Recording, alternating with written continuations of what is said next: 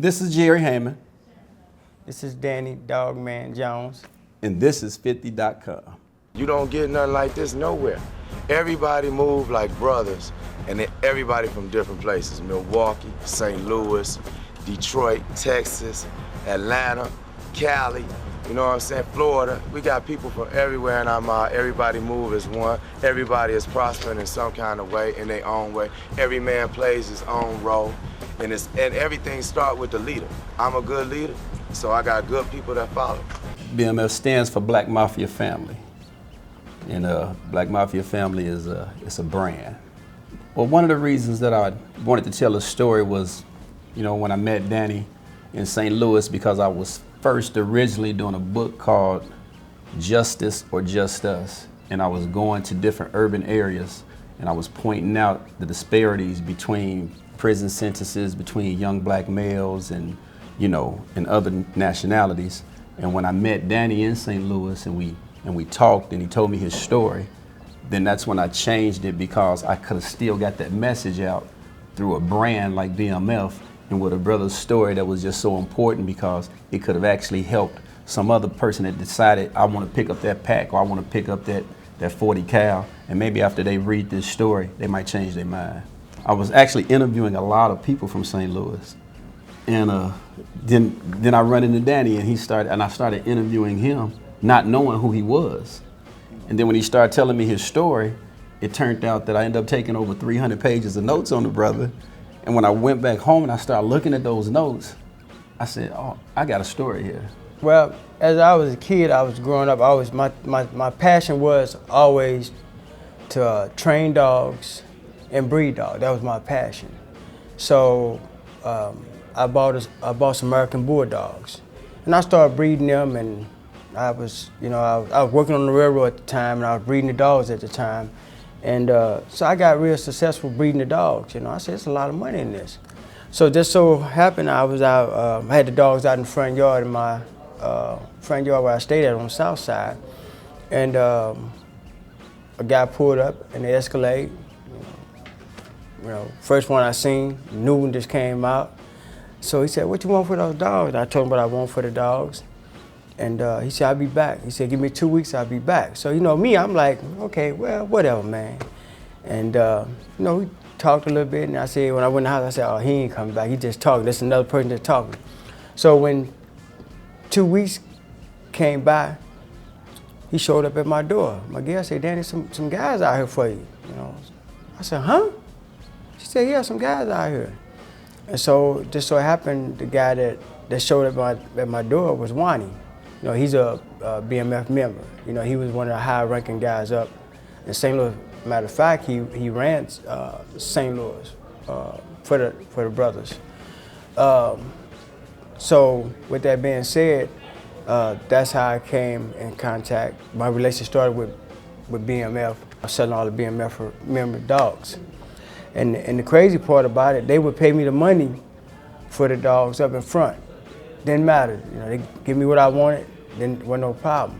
So I never knew that side of BMF until I got real deep in the organization. Then I found out. As I did the interview and I wrote the book, Danny's story is similar to a lot of young brothers out there, because he didn't even realize what he was getting into until he was into it. And then once he was into it, it was the curiosity. The curiosity, the fast money, the expensive cars and everything. And that kind of made him, because he was actually making a lot more with them guys than he was making with the railroad. So of course, you know, the term I used in the book, immediate gratification, it came about. And that's what a lot of young brothers on these streets right now, that's what they chasing. They're chasing immediate gratification. And so I wanted to show them through his life story, you know, the odds of what can happen when you chase immediate gratification. God spared this man's life for a reason. His story had to be told. The thing is, I never was around Big Meech. I was on Terry's side, so it was two sides. So I was on, when I came in, I was with Wani. That's who brought me in. And just so happened he was on Terry's side, but he used to deal with both of the brothers. And like I said, that's the side I stayed on. I don't want to spill too much out of the book because I want them to go and get the book. Well, what really got me shot was greed. When Terry went away, and he went away, and we had another BMF member that had something to do with me getting shot 17 times. The biggest message I want them to get, because a lot of these young brothers, when they get to prison, then that's when you see them filled up in the law library, and they're studying the laws and they're educating themselves. And the biggest message that I wanted them to get out of this book is educate yourself before your life gets to that point.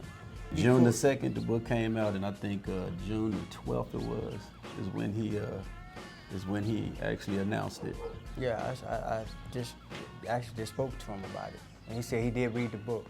I think that this will make an excellent fit into a movie that's being put together right now, because this fit into that whole thing can actually even turn that movie into something that people can walk away with saying, wow, I learned something.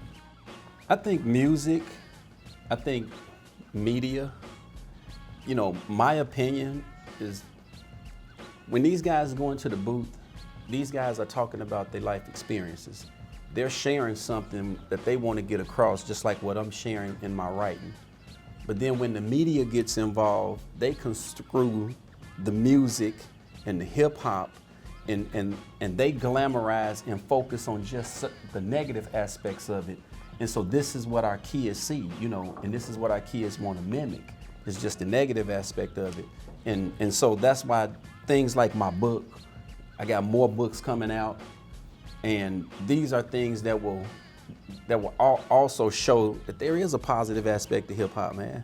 I mean, hip hop opened a lot of doors for a lot of people, and the media tries to make it seem like the music is making our kids, like go out there and commit crimes. But I disagree with that. What's making our kids go out there and commit crimes is what we read and what we listen to on the news and on television. That's our food for thought. Change our thoughts, we change our lives.